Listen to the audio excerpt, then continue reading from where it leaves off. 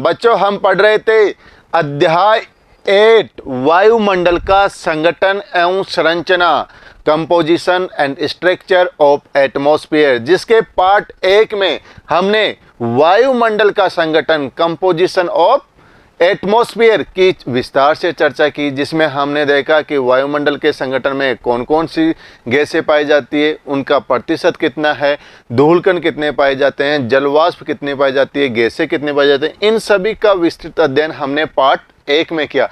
तो चलते हैं इसी क्रम में आगे पार्ट 2 के अंदर। तो पार्ट 2 के अंदर हम देखेंगे वायुमंडल की संरचना, स्ट्रक्चर ऑफ द एटमॉस्फेयर, यानी हम जैसे ही धरातल से ऊपर की ओर देखते हैं या ऊपर की ओर जाते हैं तो हमें वायुमंडल दिखाई देता है। इस वायुमंडल की अलग अलग संरचनाएं हैं। इन संरचनाओं को हमने अलग अलग भागों में बांटा गया है। उन अलग अलग वायुमंडल की परतों का हमने सविस्तार से व्याख्या पार्ट 2 के अंदर करेंगे, जिसके अंदर हम देखेंगे यानी जो धरातल के नज़दीक की ओर है वो है हमारी ट्रोपोस्फेयर यानी सौरमंडल, और उसी से हम थोड़ा ऊपर चलेंगे तो उसको कहेंगे हम स्ट्रेटोस्फेयर यानी समताप मंडल, और उसके ऊपर हम चलेंगे तो उसे कहेंगे हम मेसोस्फेयर यानी मध्य मंडल, और उसके ऊपर चलेंगे तो वो आएगी हमारी थर्मोस्फेयर यानी आयन मंडल, और उसके ऊपर है एक्सोस्फेयर यानी बहिमंडल। तो कहने का मतलब ये हुआ, यदि धरातल से हम ऊपर वायुमंडल की परतों की चर्चा करें तो धरातल के निकट सबसे पहले सौरमंडल, फिर समताप मंडल, फिर मध्य मंडल, फिर आयन मंडल और फिर बहिमंडल। इन सभी परतों की सविस्तार से व्याख्या करते हैं। तो बच्चों हो जाइए तैयार, अपनी पाठ्य पुस्तक, नोटबुक, पेन और पेंसिल लेके साथ साथ समझते रहिए वायुमंडल की संरचना के बारे में। वायुमंडल अलग अलग घनत्व तथा तापमान वाली विभिन्न परतों का बना होता है। किसका बना होता है? यानी हर वायुमंडलीय जो परत है उसके अंदर उसकी घनत्व अलग होगा, डेंसिटी अलग होगा और टेम्परेचर अलग होगा। जैसे हम ऊपर की ओर जाएंगे तो तापमान में क्या होगी? कमी होगी। तो किसी परत में तापमान की क्या होगी? वृद्धि होगी। तो यानी जो अलग अलग परतें हैं उनमें तापमान भी अलग है, उनमें डेंसिटी घनत्व भी अलग है। पृथ्वी की सतह के पास घनत्व अधिक होता है, जबकि ऊंचाई बढ़ने के साथ ये घटता जाता है। कौन? टेम्परेचर। यानी ये देखो यहाँ पे आपको क्या दिखा रखा है, यहाँ पे आपको टेम्परेचर दिया हुआ है, उस टेम्परेचर के हिसाब से, और यहाँ दे रखा है आपको अल्टीट्यूड यानी ऊंचाई। यानी यहाँ तापमान और ऊंचाई, जैसे जैसे यहाँ पे कौन सी परत सबसे पहले? सौरमंडल, ट्रोपोस्फेयर। यानी यहाँ पे देखो इधर की ओर ये आ रही है तो इसके तापमान में क्या हो रही है? कमी हो रही है। जैसे जैसे कहाँ जाते हैं? ऊंचाई के ऊपर जाते हैं। फिर हम इसमें स्ट्रेटोस्फेयर समताप मंडल में चलते हैं तो यहाँ पे थोड़ा तापमान समान रहता है और फिर यहाँ तापमान की थोड़ी बढ़ोतरी होती है। फिर अपन मेसोस्फेयर मध्य मंडल में चलते हैं तो फिर ये तापमान की क्या हो रही है? कमी हो रही है।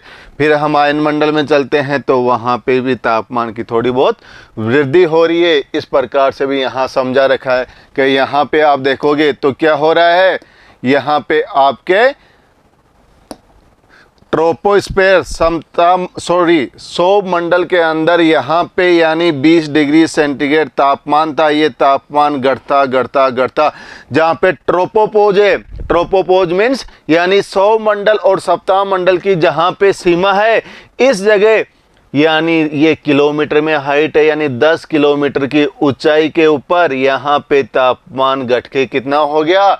-60 डिग्री सेंटीग्रेड हो गया। यानी धरातल के पास में सौरमंडल जिसकी शुरुआत होती है वहां पे 0 किलोमीटर यानी धरातल के नजदीक जहां पे तापमान 20 डिग्री सेंटीग्रेड था, उसमें कमी होते होते यहाँ पे 10 किलोमीटर की ऊंचाई पे जाते जाते तापमान में कमी होके क्या हो गया?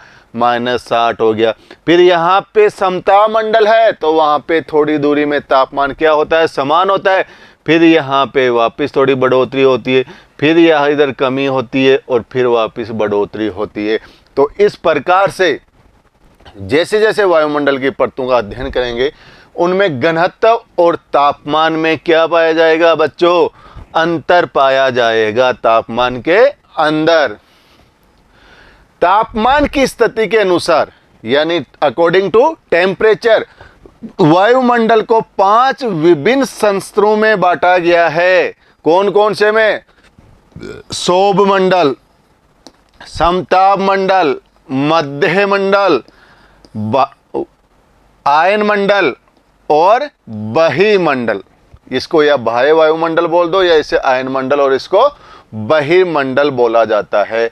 यानी किसके आधार पे? तापमान के आधार पे वायुमंडल को कितने परतों में? 5 परतों में बांटा है। कई बार बच्चों अंग्रेजी वर्ड भी पूछ लिया जाता है। अभी एक कंपटीशन एग्जाम लगा था उसमें कि वायुमंडल की सबसे निचली परत कौन सी है? उसमें दे दिया ट्रोपोस्फेयर, स्ट्रेटोस्फेयर, मेसोस्फेयर और थर्मोस्फेयर। सभी बच्चे क्या हो गए? कंफ्यूज हो गए। कंफ्यूज क्यों हो गए? क्योंकि उन्होंने तो क्या पढ़ा था? शोभ मंडल, समताप मंडल, मध्य मंडल, आयन मंडल। उन्होंने ये नाम ही नहीं सुने। कौन से? ट्रोपोस्फेयर, स्ट्रेटोस्फेयर, मेसोस्फेयर और थर्मोस्फेयर। तो बच्चों ये भी याद करो। यानी शोभ मंडल को क्या कहेंगे हम? शोभ मंडल को कहेंगे ट्रोपोस्फेयर। समताप मंडल को कहेंगे हम स्ट्रेटोस्फेयर। मध्य मंडल को कहेंगे मेसोस्फेयर और थर्मोस्फेयर को बोलेंगे आयन मंडल और बहिर्मंडल को बोलेंगे एक्सोस्फीयर। तो सभी को नाम याद रह जाएंगे। Troposphere, stratosphere, mesosphere, ionosphere and exosphere. ये क्या हो गई? धरातल से लेके ऊपर तक वायुमंडल की परतें। पहली परत की चर्चा करते हैं। अभी तक हमने देखा कि वायुमंडल की परतों को कितने भागों में बांटा? तापमान के आधार पे 5 भागों में बांटा। उनमें से जो हमारी सबसे पहली परत है कौन सी? सौरमंडल, जिसे क्या कहा गया? जिसे हमने ट्रोपोस्फियर कहा। इस परत का ट्रोपोस्फियर के रूप में नामकरण टिजरेंस डी बोर्ड ने किया। किसने किया? टिजरेंस डी बोर्ड ने कहा। और ये जो ट्रोपोस्फियर है इसमें से जो ट्रोपोज है ये ग्रीक भाषा के शब्द से बना है जिसका मतलब होता है मिश्रण या विक्षोभ होता है। यानी ट्रोपोज का क्या अर्थ होगा? मिश्रण या विक्षोभ। यानी इस परत का नामकरण टिजरेंस डी बोर्ड ने किया। ये ग्रीक भाषा के ट्रोपोज से बना है जिसका मतलब होता है मिश्रण या विक्षोभ। इसे परिवर्तन मंडल भी कहते हैं। यानी कई बार ये भी पूछा जाता है कि परिवर्तन मंडल की विशेषता बताइए। तो आप क्या सोचो कि परिवर्तन मंडल तो हमने क्या किया? पढ़ा ही नहीं। यानी किसका उपनाम है? शोभ मंडल का उपनाम परिवर्तन मंडल भी है। जिस ऊंचाई पर ट्रोपोपोज पर ऊंचाई के साथ तापमान की गिरावट इस सीमा पर आने पर रुक जाती है उसे शीत बिंदु कहते हैं। यह वायुमंडल की सबसे नीची एवं सघन परत है। कौन सी? सौरमंडल। यानी ये वायुमंडल की सबसे निचली और सघन परत है। यानी ये हम धरातल पे रहे हैं और ये यहाँ तक कौन सी मंडल है? शोभ मंडल है। यानी ये जो आपको एरोप्लेन दिख रहा है ये समताप मंडल में उड़ते हैं। तो यानी सबसे निचली परत कौन सी हो गई? ट्रोपोस्फियर या शोभ मंडल। वायु के संपूर्ण भार का 75% भाग इसी मंडल में आता है। कौन सी में? शोभ मंडल में। इसकी ऊंचाई विषुवत रेखा पे अधिक होती है। यानी ये हमारा ग्लोब है और जो हम ग्लोब को बीचों बीच से 2 भागों में विभाजित करता हो, ये उत्तरी गोलार्ध और ये दक्षिणी गोलार्ध, तो बीचों बीच में जो लाइन खींची जाती है उसे क्या कहेंगे? उसे हम विषुवत रेखा कहेंगे। यानी इस विषुवत रेखा पर इसकी ऊंचाई वायुमंडल के सौरमंडल जो परत है उसकी ऊंचाई अधिक होती है, जबकि ध्रुवों पे क्या होती है? कम होती है। लगभग ये माना जाता है कि ध्रुवों पे 8 से 10 किलोमीटर और यहाँ 15 से 18 किलोमीटर की ऊंचाई होती है। यानी ये सभी बुक्स में आपको अलग अलग भी मिलेगा इसकी ऊंचाई। ये परत भूमध्य रेखा से ध्रुवों की ओर पतली होती जाती है। भूमध्य रेखा पर संवहन धारा के कारण इसकी ऊंचाई कितना बताया? 18 किलोमीटर तक हो जाती है। 7 धाराएं चलती है यहाँ पे, क्योंकि तापमान की अधिकता होती है, और तापमान की अधिकता होती है तो वहाँ पे क्या चलती है, यहाँ पे ये 7 धाराएं चल रही है। इन 7 धाराएं ये देखो ये ऊपर उठ रही है, इनके ऊपर उठने के कारण, और ये क्या है आपकी, ये इक्वेटर लाइन है। कौन सी लाइन, भूमध्य रेखा या विषुवत रेखा है। और ये क्या आपको दे रखा है, ट्रोपोस्फीयर यानी सौभ मंडल। क्या कह रहा है, भूमध्य रेखा पर इन 7 धाराओं के कारण इसकी ऊंचाई लगभग 18 किलोमीटर तक होती है, जबकि यहाँ पे क्या है, पोल्स, ध्रुवों पे इसकी ऊंचाई 8 से 10 किलोमीटर तक होती है। जलवाष्प एवं धूल कणों के सौरमंडल में ही संकेंद्रित होने के कारण, क्योंकि आपने पढ़ा था पिछले चैप्टर में कि जो वायुमंडल है इसमें जलवाष्प, धूल कण ये आर्द्रताग्रही नाभिक के कार्य करते हैं। जैसे ही समुद्री भागों से या सागरीय भागों से वाष्पीकरण होता है, वाष्पीकरण होकर वायुमंडल में जाता है, तो ऊपर जाते हुए तापमान में क्या होती है, गिरावट होती है। जब तापमान में गिरावट होती है तो क्या होती है, जो वाष्प होती है वो जल के रूप में, और फिर उसका फिर संघनन होता है तो किसके अंदर, बादलों के रूप में बन जाती है। तो देखो सौरमंडल में जलवाष्प और धूल कणों के संकेंद्रण के कारण बादलों का निर्माण होता है। कौन से मंडल में, सौरमंडल में। तूफान इसी में बनते हैं, चक्रवात आदि की उत्पत्ति और मौसमी संबंधी सभी घटनाएं सौरमंडल में ही होती है। ये क्वेश्चन कई बार पूछा गया है कि वायुमंडल की वो कौन सी परत है जिसमें मौसमी घटनाएं होती है, वायुमंडल की कौन सी परत है जिसमें बादल बनते हैं, वायुमंडल की कौन सी परत है जिसमें तूफान और चक्रवात आते हैं। तो बच्चों ध्यान रखना कि सौरमंडल वह परत है वायुमंडल की जिसमें मौसमी घटनाएं होती है, तूफान आते हैं, चक्रवात आते हैं और बादलों का निर्माण होता है। ये देखो यहाँ से क्या हो रहा है, यहाँ से ये जो सागरीय भाग है वो यहाँ से वाष्पीकरण हो रहा है, वाष्पीकरण होके ये ऊपर जा रहा है, ऊपर जाके ये किसका निर्माण हो रहा है, संघनन के द्वारा, बादलों के द्वारा। और यहाँ पे देखो एक रेखा खींची हुई है अधिकतम, यानी 8 से 17 किलोमीटर तक, यानी लगभग 18 किलोमीटर तक। और यहाँ पे किसका निर्माण हो गया, बादलों का निर्माण हो गया। कौन सी में, सौरमंडल के अंतर्गत। सौरमंडल को संवहन मंडल भी कहा जाता है, क्योंकि संवहन धाराएं इस मंडल के बाह्य सीमा तक ही सीमित रहती है। इस मंडल को क्या कहा जाता है, संवहन मंडल भी कहा जाता है। अभी हमने एक नाम और पढ़ा था, इसे परिवर्तन मंडल भी कहा जाता है, इसे संवहन मंडल भी कहा जाता है। देखो ये हमारा कौन सा भाग है, ये हमारा ग्राउंड है, धरातल है, सरफेस है, अर्थ है। यहाँ पे ये सूर्य की किरणें क्या आ रही है, इस धरातल के ऊपर आ रही है। ये देखो ये सूर्य की वेव जो है वो नीचे यहाँ धरातल के ऊपर आ रही है। ये धरातल के ऊपर आके जब धरातल क्या हो गया, गर्म हो गया पूरी तरह से, तो वहां से क्या निकलेगी, किरणें वापस कहाँ जाएगी, वायुमंडल में। तो ये देखो ये वापस कहाँ जा रही है, ऊपर की ओर वायुमंडल में। और ये हवाएं ये देखो कहाँ जा रही है, तो इसे कहते हैं कन्वेक्शन, संवहन मंडल। तो इस प्रकार से ये कौन सा मंडल भी कहलाता है, संवहन मंडल भी कहलाता है।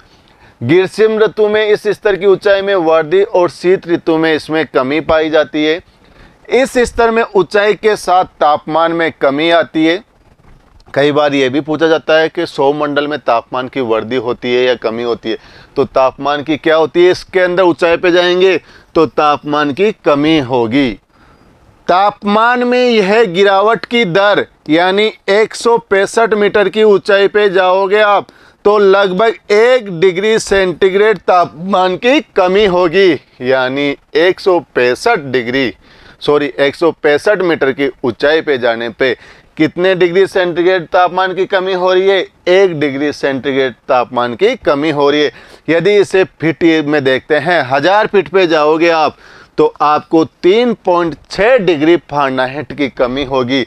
और इसे कहते हैं नॉर्मल लैप्स रेट, यानी सामान्य ताप पतन दर। एक नंबर में आपसे प्रश्न पूछ सकता है कि सामान्य ताप पतन दर किसे कहते हैं। तो बच्चों आप कहना कि यदि वायुमंडल में हम यानी सौरमंडल में, वायुमंडल की परत है सौरमंडल, यदि उसमें ऊंचाई पे जाते हैं तो 165 मीटर पे 1 डिग्री सेंटीग्रेड तापमान की कमी होती है, या यूं कहें 1000 फीट पे जाने पे 3.6 डिग्री फ़ारेनहाइट की कमी होती है, तो उसे हम सामान्य ताप पतन दर कहते हैं। ये देखो, ये तापमान में दिखाया आपको, ये टेम्परेचर है, ये टेम्परेचर में क्या हो रही है, इधर देखो कमी हो रही है, ये इधर प्लस में है, इधर माइनस में, यानी ये धरातलीय भाग है, इस धरातलीय भाग से ज्यों ज्यों ऊंचाई पे गए तो तापमान की क्या हुई, कमी हुई। किस प्रकार से, 165 मीटर पर 1 डिग्री सेंटीग्रेड की। तो इसीलिए से हमने क्या कहा, नॉर्मल लैप्स रेट, सामान्य ताप पतन दर। बादल, तूफान आदि के कारण यह मंडल वायुयानों के उड़ने के लिए उपयुक्त नहीं है। सौरमंडल की ऊपरी सीमा विषुवत रेखा पर तापमान -80 डिग्री सेंटीग्रेड तक हो जाता है, जबकि ध्रुवों पर यह -145 डिग्री हो जाता है। यहाँ पे देखो, यहाँ पे हमने तापमान की चर्चा की, ये ऊंचाई है यानी ये ट्रोपोस्फीयर सौरमंडल है। इस सौरमंडल पे यानी तापमान की कमी क्या हो रही है, यहाँ धरातल पे 15 डिग्री सेंटीग्रेड तापमान माना था, तो ऊपर जाके कितने की हो जाएगी, विषुवत रेखा पर 80 डिग्री के आसपास। इसकी चर्चा हमने पिछले डायग्राम में भी की थी, आपको समझाया गया था कि यहाँ पे ये देखो कितना डिग्री तापमान है, 20 डिग्री तापमान है, और यहाँ पे कितना आ रहा है, -60, तो कितना हो गया, -80 डिग्री हो गया, यानी -60 ये हो गया और +20 ये, तो -80 डिग्री तापमान की कमी हो गई। किस पे, विषुवत रेखा पे। और हम यहाँ क्या कह रहे हैं कि विषुवत रेखा पे तापमान -80 डिग्री सेंटीग्रेड कम हो जाता है, जबकि ध्रुवों पे ये कितना हो जाता है, -45 डिग्री सेंटीग्रेड रह जाता है। सौरमंडल तथा समताप मंडल के बीच स्थित जो संक्रमण क्षेत्र है, जहां सौरमंडल खत्म होती है और समताप मंडल शुरू होती है, उस सीमा को हम सौभ सीमा कहते हैं, ट्रोपोपोज कहते हैं। क्या कहेंगे उसे, सौभ सीमा कहेंगे।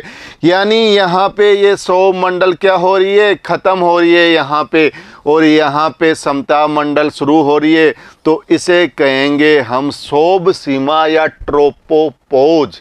क्या कहोगे, ट्रोपोपोज। यदि इंग्लिश में पूछे तो आप इसे ट्रोपोपाज, और यदि हिंदी में पूछे तो इसे हम सौभ सीमा कहते हैं। तो ये हुई हमारे सौभ मंडल की चर्चा। चलते हैं दूसरी मंडल पे, समताप मंडल, स्ट्रेटोस्फेयर। कौन सी, स्ट्रेटोस्फेयर। ध्यान रखना अंग्रेजी वर्ड भी बच्चों। सौभ सीमा के ऊपर समताप मंडल है, जिसकी ऊंचाई 50 किलोमीटर तक है। कितने किलोमीटर तक, 50 किलोमीटर तक है। इस मंडल के निचले भाग में अर्थात 20 किलोमीटर की ऊंचाई तक तापमान लगभग क्या रहता है, स्थिर रहता है। आपने क्या देखा था, इधर एक डायग्राम के द्वारा आपको दिखाया गया था कि ये क्या है, यहाँ पे ये सौभ सीमा है, ट्रोपोपोज है।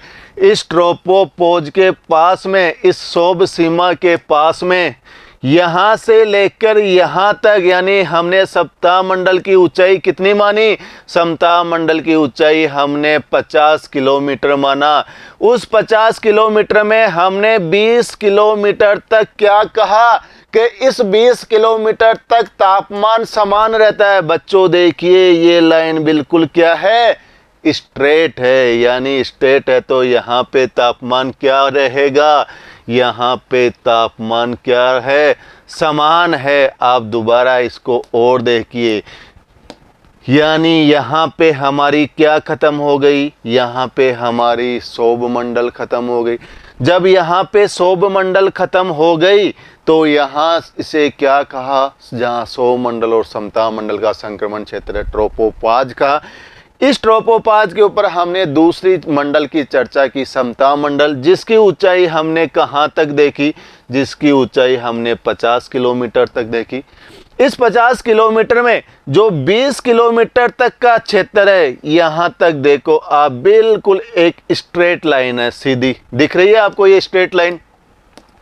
ये स्ट्रेट लाइन 20 किलोमीटर तक यहाँ पे तापमान क्या होता है, तापमान समान रहता है। क्या रहता है? तापमान समान रहता है। इसलिए इस परत में क्या उड़ते हैं? एरोप्लेन उड़ते हैं, वायुयान या हेलीकॉप्टर इसी मंडल में उड़ते हैं जहाँ पे 20 किलोमीटर तक तापमान क्या रहता है? समान रहता है। परंतु ऊपरी भाग 50 किलोमीटर की ऊंचाई तक तापमान क्रमशः बढ़ता है। फिर आपको मैंने दिखाया था कि ये जो आपकी ये रेखा है, कौन सी? सौरमंडल के बाद की। इसमें आप देखो यहाँ तक तापमान क्या था? समान था। इसके बाद में क्या कह रहा है कि तापमान में क्या हो रही है? बढ़ोतरी हो रही है। ये देखो, यहाँ इधर चलेंगे तो तापमान प्लस में है, इधर चलेंगे तो तापमान माइनस में है। हमने सौरमंडल में देखा था तापमान की लगातार क्या हो रही थी? कमी हो रही थी। ये देखो तापमान की क्या हो रही है? लगातार कमी। यहाँ से यहाँ तक तापमान समान रहा, मगर इसके ऊपर हम 50 किलोमीटर तक चलते हैं तो इधर आ रहा है ये रेखा। तो तापमान की क्या हो रही है? तापमान की बढ़ोतरी हो रही है। कौन से मंडल में? समता मंडल में। यानी पहले तो इस मंडल में क्या था कि 20 किलोमीटर तक तापमान क्या रह रहा है? स्थिर रह रहा है, समान रह रहा है। मगर उसके भाग में 50 किलोमीटर तक की ऊंचाई में तापमान क्या हो रहा है? बढ़ रहा है। बच्चों, ये ऐसे फैक्ट है, ये ऐसे तथ्य हैं, उनको आपको दिमाग में बिठाना ही पड़ेगा, बार बार याद करना ही पड़ेगा। और एक बार आपने इस वीडियो को अच्छी तरीके से सुन लिया, देख लिया, समझ लिया तो आपके फैक्ट्स कहीं भी नहीं जाएंगे। इसका कारण यह है कि यहाँ सूर्य की पराबैंगनी किरणों को अवशोषण करने वाली ओजोन गैस मौजूद रहती है। कई बच्चे अक्सर ये कहते हैं कि ओजोन परत अलग परत है। ऐसा नहीं है। ओजोन परत का अस्तित्व समता मंडल के अंदर है, अलग से कोई ओजोन परत में नहीं करते। हमने तापमान के आधार पे 5 परतों का विभाजन किया था। सौरमंडल, समता मंडल, मध्य मंडल, आयन मंडल और बहिर्मंडल। उसमें कहीं ओजोन परत का नाम आया नहीं। ये समताप मंडल के अंदर है। कौन? ओजोन परत। देखो, अतः इसे ओजोन मंडल भी कहा जाता है। 20 किलोमीटर से 35 किलोमीटर की ऊंचाई तक ओजोन परत पाई जाती है। यानी ये हमारी सौरमंडल है। इस सौरमंडल के बाद में यहां से हमने देखा 20 किलोमीटर तक क्या उड़ रहे हैं? समान रहे तापमान। वायुमंडल, समता मंडल में वायुयान उड़ रहे हैं। इस 20 किलोमीटर से लेके इस 35 किलोमीटर तक क्या है? ये ओजोन लेयर है, ओजोन परत है, जो किसका भाग है? समताप मंडल का भाग है। और यहाँ 50 किलोमीटर तक ये है क्या है? ये स्ट्रेटोस्फीयर या समताप मंडल है। तो बच्चों ध्यान रखना, यदि आपसे पूछा जाए कि ओजोन परत किसका हिस्सा है तो समताप मंडल का हिस्सा है। और यही ओजोन परत जो समता मंडल के अंदर है, जो सूर्य की पराबैंगनी किरणें हमारे पास आ रही है, उन सूर्य की पराबैंगनी किरणों से हमारी क्या कर रही है? रक्षा कर रही है। ये अल्ट्रा वायलेट रेज जो पराबैंगनी किरणें हैं, ये हानिकारक है, कैंसर को जन्म देती है। इनको कौन सी लेयर रोकती है? इनको ओजोन परत रोक रही है यहाँ पे समता मंडल में। मगर कल हमने चर्चा की थी कि यहाँ पे इस मंडल के अंदर, सौरमंडल और समता मंडल के अंदर कार्बन डाइऑक्साइड गैस की वृद्धि हो रही है, लगातार बढ़ रही है। जब कार्बन डाइऑक्साइड की वृद्धि हो रही है तो यहाँ से जो प्रकाश की किरणें आ रही है वो तो पारदर्शी होकर धरातल पे पूछ रही है, अर्थ के ऊपर पूछ रही है। मगर जब अर्थ से पार्थिव विकिरण हो रहा है यानी दीर्घ तरंगों के रूप में, तो ये इसके लिए अपारदर्शी है, इसके कुछ भाग को अवशोषित कर रही है और यहाँ का तापमान बढ़ा रही है। इसके अलावा इंडस्ट्रीज के द्वारा, फैक्ट्रीज के द्वारा, कल कारखानों के द्वारा, ट्रांसपोर्टेशन के द्वारा, परिवहन के द्वारा भी इसकी वृद्धि हो रही है। तो ये है गैसें जो ग्रीन हाउस गैसें हैं, जहरीली गैसें, carbon dioxide, methane, nitrous oxide, sulphur hexafluoride, perfluorocarbon. ये सभी गैसें इस वायुमंडल की जो परत है, ओजोन मंडल की जो परत है, उसको कमज़ोर कर रही है। और यहाँ से जो रेज है अल्ट्रावायलेट, वो पार होके हमारे धरातल पे आने लगी है। तो इसका पता 1985 में अंटार्कटिका पे फार्मन वैज्ञानिक ने लगाया, इसलिए हमें जो जहरीली गैसें हैं इन पे भी नियंत्रित करना चाहिए। क्लोरोफ्लोरोकार्बन, हेलोन जैसी हेलोजनेटेड गैसों के कारण इस मंडल को काफ़ी नुकसान हुआ है। तो वही सप्ताह मंडल में बादलों का क्या होता है, अभाव होता है, यानी ये गैसें यहाँ पे हमारे को क्या कर रही है, नुकसान पहुँचा रही है, इनसे जो गैसें निकल रही है। इस मंडल में वायु की गति क्षैतिज होती है। समताप मंडल की ऊपरी सीमा 50 किलोमीटर की ऊंचाई पर तापमान बढ़कर 0 डिग्री सेंटीग्रेड हो जाता है, क्योंकि हमने सौर मंडल में देखा था कि विषुवत रेखा पे यानी -80 डिग्री सेंटीग्रेड तक तापमान हो जाता है और ध्रुवों पे -45 डिग्री तक तापमान हो जाता है। तो वहाँ से हम ऊपर की ओर चले समताप मंडल में तो 20 किलोमीटर तक तापमान समान रहा और 20 किलोमीटर से 50 किलोमीटर तक तापमान में क्या हुई, तापमान में बढ़ोतरी हुई। जब तापमान में बढ़ोतरी हुई तो ये कहाँ तक आ गया, 0 डिग्री सेंटीग्रेड तक आ गया। इसको आप पिछले वाले डायग्राम से भी आप अच्छी तरीके से समझ सकते हो। ये देखो, यानी यहाँ पे आपने क्या देखा था, ये देखो ये कहाँ आ रहा है, ये 0 डिग्री पे आ रहा है। दिख रहा है आपको कि हमने समताप मंडल में चर्चा की थी इसकी, यानी यहाँ पे सौर मंडल में इसकी कमी हो रही है, समताप मंडल में 20 किलोमीटर तक समान रहा है, यहाँ पे इसमें वापस बढ़ोतरी हो रही है, यहाँ पे बढ़ोतरी हो रही है, तो ये बढ़कर कहाँ तक आ गया, ये बढ़कर 0 डिग्री सेंटीग्रेड तक आ गया। क्लियर कंसेप्ट विथ डायग्राम्स के साथ, विथ प्रूफ्स के साथ। आप भी अपने एग्जाम में जब इस प्रकार के क्वेश्चनों को करो तो भूगोल के अंदर ज़्यादा से ज़्यादा डायग्राम के द्वारा समझाने की कोशिश कीजिए। उससे क्या होगा, एग्जामिनर क्या होगा, आपका आंसर क्या होगा, इफेक्टिव होगा, अट्रैक्टिव होगा। तो वहीं ओजोन परत के नुकसान के फलस्वरूप पराबैंगनी किरणों के पृथ्वी के धरातल पर आने से पृथ्वी के तापमान में वृद्धि हो रही है और त्वचा में कैंसर जैसी समस्याएं उत्पन्न हो रही है। किसके द्वारा, यानी जो जहरीली गैसें अभी आपने देखी उनके द्वारा। अगली समताप मंडल की ऊपरी सीमा पर समताप सीमा नामक संक्रमण पेटी स्थित है, यानी जैसे ही हम समताप मंडल पे ऊपर जाएंगे तो कौन सी परत आएगी, मध्य मंडल आएगा, और उस मध्य मंडल और समताप मंडल के बीच में जो संक्रमण क्षेत्र है उसको हम कहते हैं स्ट्रेटोपोज। क्या कहेंगे, स्ट्रेटोपोज। ये देखो ये क्या है आपका, ये आपका स्ट्रेटोपोज है, या जिसे कहेंगे हम समताप सीमा कहेंगे। यहाँ पे हमने देखा था, इसे हमने क्या कहा था, सोब सीमा कहा था, जिसे ट्रोपोपोज का, और इसको कहेंगे हम समताप सीमा, जिसकी कितनी है ऊंचाई, 50 किलोमीटर तक। ये देखो यहाँ 50 किलोमीटर तक ये रेखा क्या, समताप सीमा। समताप सीमा के बाद में हमारी परत आती है मध्य मंडल। अगली परत की चर्चा करेंगे हम मेसोस्फीयर या मध्य मंडल, जिसकी ऊंचाई 50 किलोमीटर से लेके 80 किलोमीटर तक मानी जाती है। कितनी मानी जाती है, 80 किलोमीटर तक।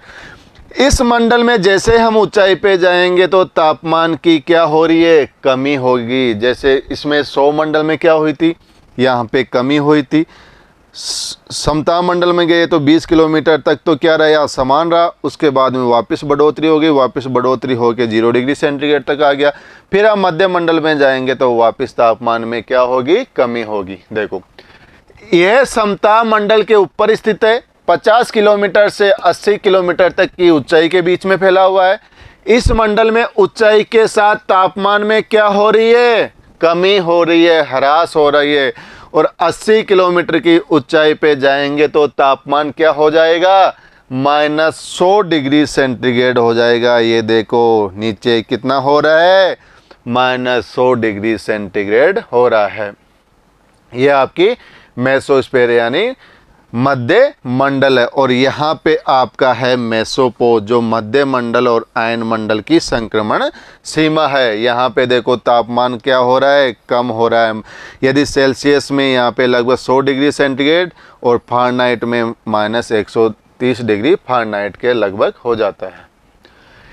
इस मंडल में ध्रुवों के ऊपर ग्रीष्मकालीन उल्का धूल एवं संवहनीय प्रक्रिया द्वारा ऊपर लाई गई आर्द्रता के सहयोग से संघनन होने के कारण नोक्टिलुसेंट बादलों का निर्माण होता है, जिसे कहते हैं नोक्टिलुसेंट बादल कहते हैं, या इनको कहते हैं निशादीप्त बादल। कई बार ये क्वेश्चन भी पूछा गया, अधिकतर बादलों का निर्माण कहाँ पे हुआ? सौभ मंडल में हुआ। यानी मौसमी घटनाएं कितनी सब कहाँ पे हुई? सौभ मंडल में हुई। मगर कुछ कारणों से इस मंडल में ध्रुवों के ऊपर ग्रीष्मकालीन उल्का धूल, यानी ऊपर से क्या आ रही है? उल्का धूल, और यहाँ पे संवहनीय प्रक्रिया द्वारा ऊपर लाई गई, संवहनीय प्रक्रिया द्वारा क्या होगी? लाई गई आर्द्रता के सहयोग से वहां पे क्या हो गया? कंडेंसेशन हो गया, संघनन हो गया, और वहां पे किस प्रकार के बादल बन गए? नोक्टिलुसेंट बादल बन गए या निशादीप्त बादल बन गए। वेरी वेरी इंपॉर्टेंट है, कई बार पूछा जाता है। तो ये कौन से मंडल में? मध्य मंडल। इस मंडल की ऊपरी सीमा मध्य सीमा या मेसोपोज कहा जाता है। कहाँ पे? ये मध्य मंडल है, यहाँ तक और यहाँ तक जब थर्मोस्फीयर आयन मंडल और मध्य मंडल के बीच की सीमा को क्या? मेसोपोज या मध्य सीमा कहा गया। आयन मंडल, अगली चौथी परत हमारी कौन सी? आयन मंडल। 80 से 640 किलोमीटर की ऊंचाई तक विस्तृत वायुमंडल के भाग को आयन मंडल कहते हैं। ऊंचाई के साथ साथ इस मंडल में तापमान की क्या हो रही है? वृद्धि हो रही है। जैसे हमने समताप मंडल में 20 किलोमीटर की ऊंचाई के बाद में क्या देखा था? तापमान में वृद्धि देखा था। यानी ये देखो, स्टार्टिंग से और आपको रिपीट कर देते हैं कि हमने सौभ मंडल में तापमान की क्या देखी? गिरावट देगी। समताप मंडल में 20 किलोमीटर तक तो समान रहा, मगर उसके बाद में क्या देखी? बढ़ोतरी देखी। मध्य मंडल में फिर आए तो तापमान की कमी देखी और गिर के कहाँ तक हो गया? -100 डिग्री सेंटीग्रेड तक। और फिर हमने आयन मंडल में देखा तो आयन मंडल में तापमान में क्या देखी? हमने वृद्धि देखी, बढ़ोतरी देखी। किसके अंदर? आयन मंडल के अंदर। ये देखो क्या हो रही है?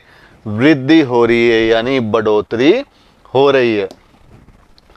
इस भाग में विषमयकारी विद्युतीय एवं चुंबकीय घटनाएं घटित होती रहती है। किसके अंदर? आयन मंडल के अंदर। यह भी पूछा जाता है वह कौन सी मंडल है जिसमें विद्युत चुंबकीय घटनाएं होती है? कौन सी मंडल? आयन मंडल, आयनोस्फीयर। ब्रह्मांड किरणों का परिलक्षण होता है। आयन मंडल अपनी विशिष्टताओं के कारण कई परतों में इसे विभक्त किया गया है या विभाजन किया गया है, जैसे डी परत, ई परत, एफ परत और जी परत के अंदर इसको विभाजन किया गया है। ये देखो, ये है आपकी आयन मंडल। यहाँ जो भी जितने भी सैटेलाइट हम स्टैब्लिश करते हैं वो किस में करते हैं? आयन मंडल में करते हैं। और यहाँ से जो फ्रीक्वेंसी हमारे पास आती है रेडियो तरंगों के रूप में, वो कौन सी मंडल से आती है? आयन मंडल से आती है। पहली परत है डी लेयर। ये आयन मंडल की सबसे निचली परत है। आयन मंडल की सबसे निचली परत है, वैसे वो सबसे निचली परत नहीं है। किस मंडल की? आयन मंडल की सबसे निचली परत है, जिसकी ऊंचाई 80 से 96 किलोमीटर के बीच पाई जाती है। इस परत से रेडियो की दीर्घ एवं लंबी एवं निम्न आवृत्ति की तरंगों का परिवर्तन होता है। कौन सी तरंगों का? निम्न आवृत्ति की तरंगों का परावर्तन होता है। कई बार पूछा जाता है कि निम्न आवृत्ति, मध्य आवृत्ति, उच्च आवृत्ति की तरंगें कौन कौन सी परतों में पाई जाती है? तो निम्न आवृत्ति की तरंगें कौन सी परत में पाई जाएगी? डी लेयर के अंदर पाई जाएगी। ये देखो, ये पूरा का पूरा आपका क्या है? ये पूरा का पूरा आपका आयनोस्फीयर है। यानी क्या है? यहाँ से स्टार्ट हो रहा है कौन सा? आयन मंडल। ये देखो, और इस आयन मंडल के यहाँ से ये सौभ मंडल हो गया, ये समताप मंडल हो गया, ये मध्य मंडल हो गया। यहाँ से आयन मंडल की शुरुआत हो गई 80 किलोमीटर तक।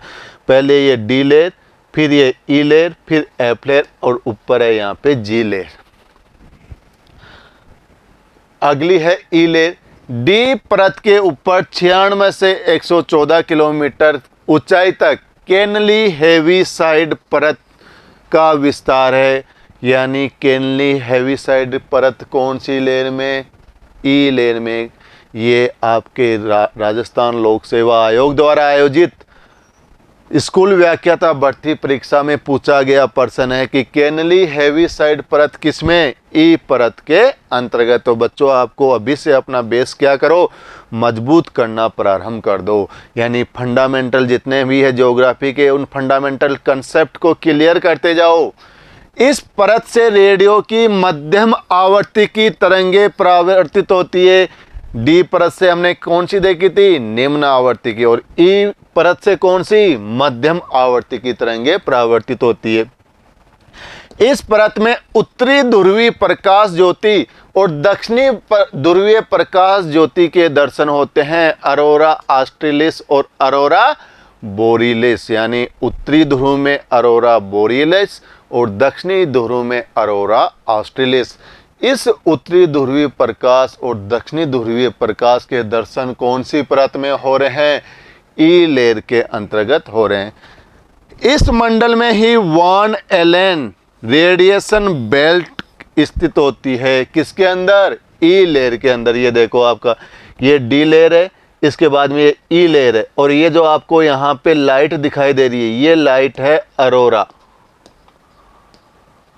और ये जब उत्तरी ध्रुव पे दिखाई देगी तो इसे अरोरा बोरियलिस कहेंगे, और यही लाइट जब दक्षिणी ध्रुव पे दिखाई देगी तो उसे अरोरा ऑस्ट्रालिस कहते हैं। और इसी परत में यहाँ पे चुंबकीय घटनाएं होती है, इसलिए इसे वान रेडिएशन बेल्ट भी कहा जाता है, वान एलेन रेडिएशन बेल्ट।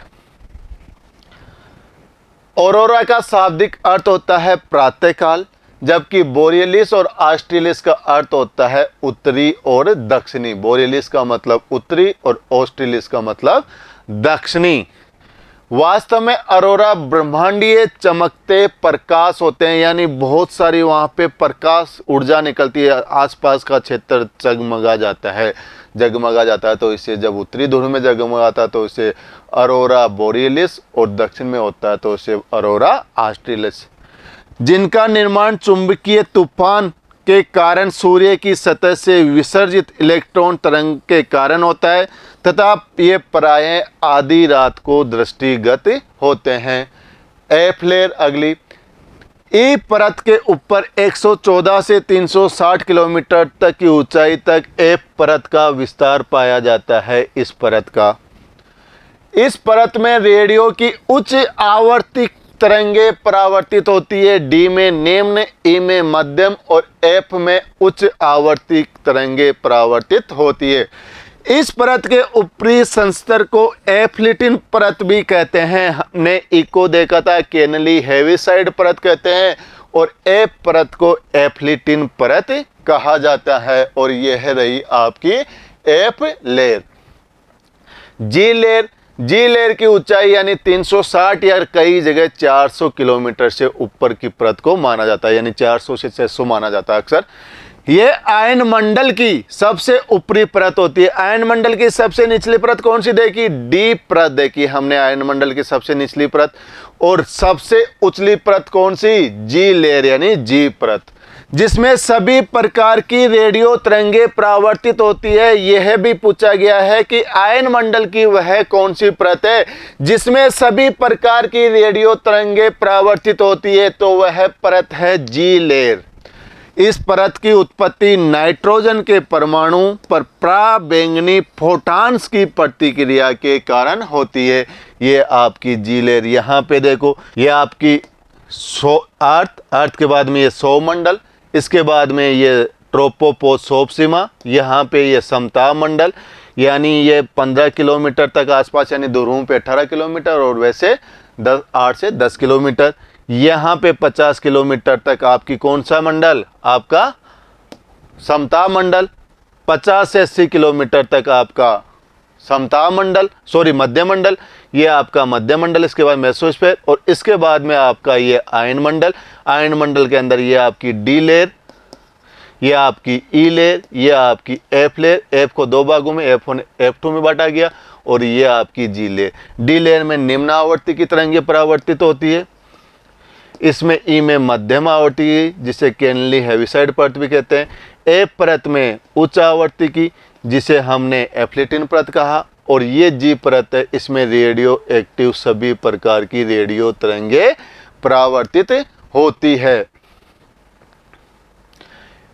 कुछ शब्द है, इनको भी हम देख लेते हैं। अरोरा क्या होता है? अंतरिक्ष से आने वाली ब्रह्मांडीय किरणों, सौर पवनों और पृथ्वी के चुंबकीय प्रवाहों के बीच घर्षण के कारण पृथ्वी के चुंबकीय ध्रुवों के ऊपर एक चमक उत्पन्न होती है, जिसे हमें अरोरा कहते हैं। ये आपको चमक दिखाई दे रही है, ये चमक क्या कहलाएगी? अरोरा कहलाएगी। किसके कारण होती है? ब्रह्मांडीय किरणों, सौर पवनों और चुंबकीय प्रवाहों के बीच में जब घर्षण उत्पन्न होता है तो घर्षण के कारण यहाँ पे एक चमक उत्पन्न होती है, और उस चमक को हमने क्या कहा? उसे हमने अरोरा कहा। और यही चमक जब उत्तरी चुंबकीय ध्रुव के ऊपर होती है तो इसे अरोरा बोरियलस कहते हैं, और यही चमक जब दक्षिणी चुंबकीय ध्रुव के ऊपर होती है तो उसे अरोरा ऑस्ट्रेलिस कहा। ये चमक 75 से 300 किलोमीटर की ऊंचाई पर होती है। अगला है वेन एलेन बेल्ट, चुंबकीय मंडल जिसकी ऊंचाई धरातलीय सतह से 64,000 किलोमीटर पर होती है। यहाँ से देखो, ये सोलर वाइंड आ रही है, सौर पवनें आ रहे हैं, ब्रह्मांड में अंतरिक्ष की किरणें आ रही है, और ये है जो हमारा आयन मंडल है, और इसके अंदर ये क्या है तुम्हारी? ये है हमारी वेन रेडिएशन एलेन बेल्ट या when Allen radiation belt.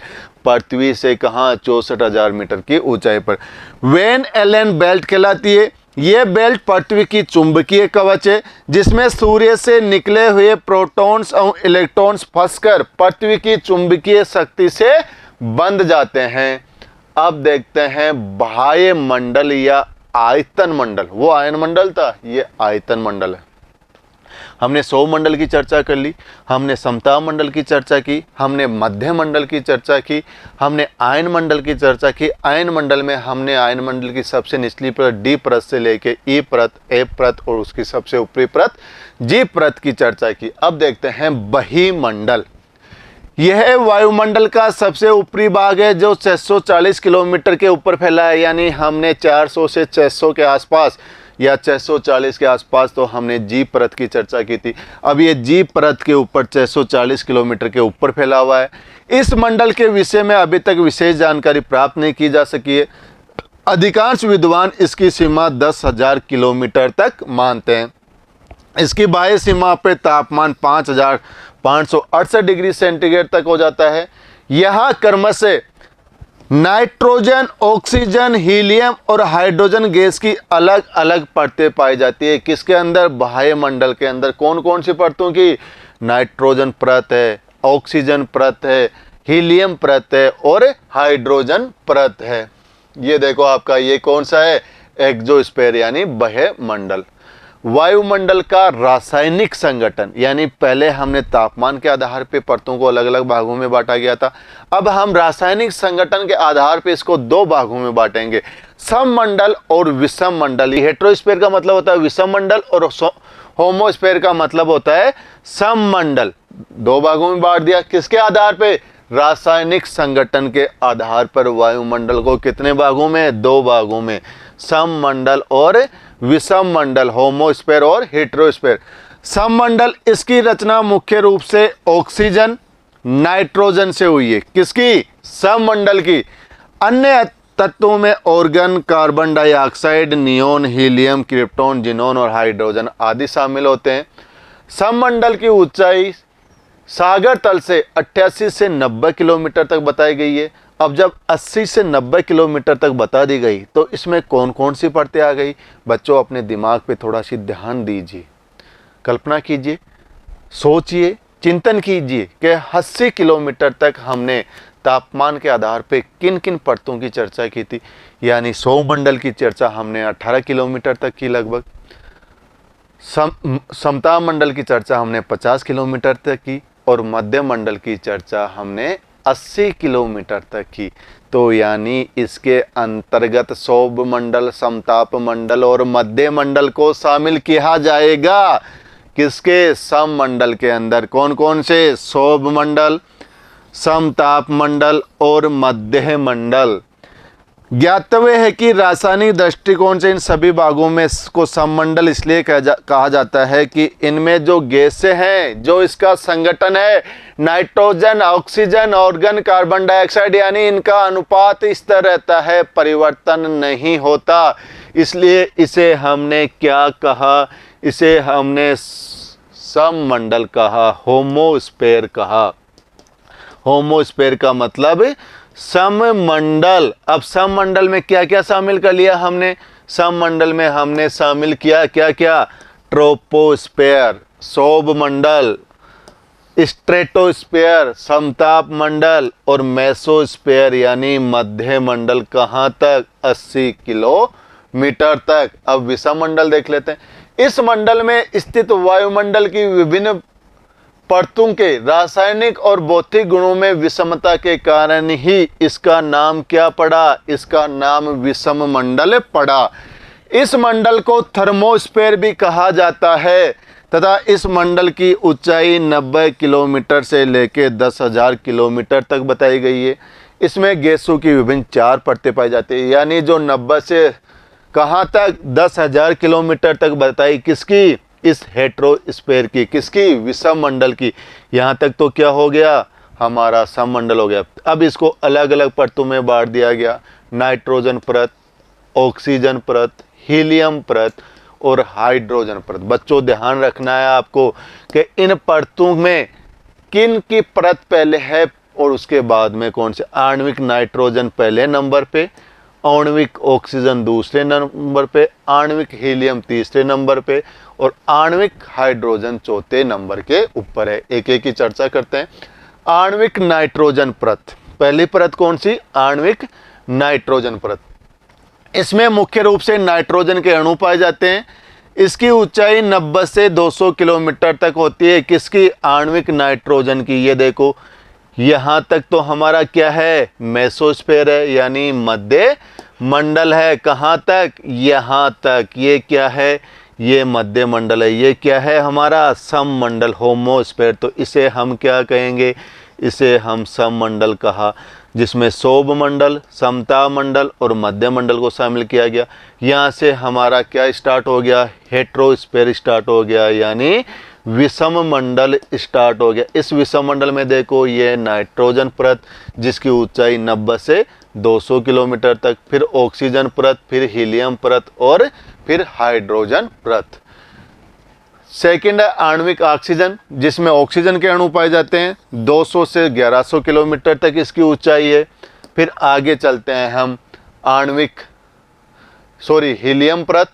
Helium के अणु पाए जाते हैं जिसका विस्तार 1100 से 3500 किलोमीटर तक है। फिर आणविक हाइड्रोजन परत, इसमें हाइड्रोजन के अणु मिलते हैं जिसकी ऊपरी सीमा की निश्चित ऊंचाई नहीं बनाई जा सकती, किंतु सामान्य तौर से ये कहाँ तक मानी जाती है? ये 10,000 किलोमीटर तक मानी जाती है। यहाँ तक कौन सी? विषम मंडल में हाइड्रोजन परत। कौन सी? हाइड्रोजन। यानी ये याद रखना, पहले नाइट्रोजन, फिर ऑक्सीजन, फिर हीलियम और फिर हाइड्रोजन। 10,000 किलोमीटर तक। इस प्रकार से प्यारे बच्चों, हमने पार्ट 2 में वायुमंडल की संरचना के अंदर हमने हर परत का सविस्तार पूर्वक, चाहे वो सौरमंडल हो, चाहे वो समताप मंडल हो, चाहे मध्य मंडल हो, चाहे वो आयन मंडल हो, चाहे वो बहिमंडल हो, चाहे वो रासायनिक संगठन के आधार पे हो, सबकी चर्चाएं हमने सविस्तार पूर्वक की। इसको मैं एक बार रिकॉल कर देता हूँ, समराइज कर देता हूँ, ध्यान लगा के सुनिए। वायुमंडल की परतों को हमने तापमान के आधार पे 5 भागों में बांटा। सौरमंडल, समताप मंडल, मध्य मंडल, आयन मंडल और बहिमंडल। यदि इसे अंग्रेजी शब्दों में बोला जाए तो ट्रोपोस्फेयर, स्ट्रेटोस्फेयर, मेसोस्फेयर, आयनोस्फेयर और एक्सोस्फेयर में विभाजित किया। सौरमंडल की चर्चा हमने की। वायुमंडल की सबसे निचली परत है सौरमंडल। ऊंचाई पे जाने पे इसमें तापमान की कमी होगी। मौसमी घटनाएं, बादल बनना, चक्रवात आना, तूफान आना, सभी घटनाएं सौरमंडल में शामिल की जाती है। अगली परत चलते हैं, इसे परिवर्तन मंडल और संवहन मंडल भी कहते हैं। अगली परत पे चलते हैं समताप मंडल। समताप मंडल में 20 किलोमीटर की ऊंचाई तक तापमान समान रहता है, इसमें वायुमंडल उड़ते हैं। इसके ऊपर चलते हैं 20 से 35 किलोमीटर पे, तो इसमें तापमान में बढ़ोतरी होती है।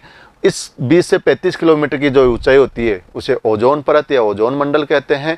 इसके अंदर पराबैंगनी किरणें जो सूर्य से आती है उनको ओजोन मंडल रोकती है और इसकी ऊंचाई 50 किलोमीटर तक है और ऊपर 20 से 50 किलोमीटर तक तापमान में बढ़ोतरी होती है। अगली परत चलते हैं, समताप मंडल और मध्य मंडल की सीमा को, इसको स्ट्रेटोपोज कहा गया यानी समताप सीमा कहा गया। ऊपर मध्य मंडल जिसकी ऊंचाई 50 से 80 किलोमीटर तक है। इसके अंदर भी क्या होता है, तापमान की कमी होती है, तापमान की कमी होती है और इसमें एक प्रकार के विशेष बादल बनते हैं जिसे नोक्सिलुसेंट या निशादीप्त बादल कहते हैं। अगली परत चलते हैं आयन मंडल। आयन मंडल में तापमान में वापस बढ़ोतरी होती है जो 80 किलोमीटर तक ऊपर तक माना गया है। इस आयन मंडल को 600 किलोमीटर या 640 किलोमीटर तक आयन मंडल को डी, ई, एफ, जी के भागों में बांटा गया। डी परत में हमने निम्न आवृत्ति वाले तरंगे देखी है। ई परत को कैल्नी हेविसाइड परत भी कहते हैं। इस कैल्नी हेविसाइड परत में मध्यम आवृत्ति की तरंगे पाई जाती है। इसके बाद में एफ, इसको एफ्लेटिन परत, इसको उच्च आवृत्ति की तरंगे, और इसके बाद में जी यानी आयन मंडल की सबसे ऊपरी परत जिसके अंदर सभी प्रकार की रेडियो तरंगे परावर्तित होती है। उसके बाद में हमने बहिमंडल की चर्चा की। इस ई परत में हमने दो चीजें और देखी थी, अरोरा बोरियलस और अरोरा ऑस्ट्रेलिस और वेन एलन रेडिएशन बेल्ट। इसके बाद में हम आगे चले, इसको हमने रासायनिक संगठन के आधार पर दो भागों में बांटा गया, सममंडल और विषममंडल। सममंडल में हमने 80-90 किलोमीटर की ऊंचाई तक की जो भी आती है परतें उनको शामिल किया, जिसमें हमने सौभ मंडल, समताप मंडल और मध्य मंडल की चर्चा की। विषम मंडल में हमने इसको अलग अलग भागों में बांटा जिसे 10,000 ऊंचाई तक बांटा गया इसके 4 परतों में, जिसमें सबसे पहली परत आणविक नाइट्रोजन परत, फिर ऑक्सीजन परत, फिर हीलियम परत और फिर हाइड्रोजन परत। तो बच्चों, मुझे उम्मीद है कि मेरी जितनी मेहनत की हुई है उतनी आप आराम से इसको चैप्टर को पार्ट 2 को अच्छी तरीके से समझा होगा। ध्यान लगा के पढ़िए, ध्यान लगा के सुनिए और अपने अच्छे मार्क्स से आगे बढ़िए। Thank you and have a nice day.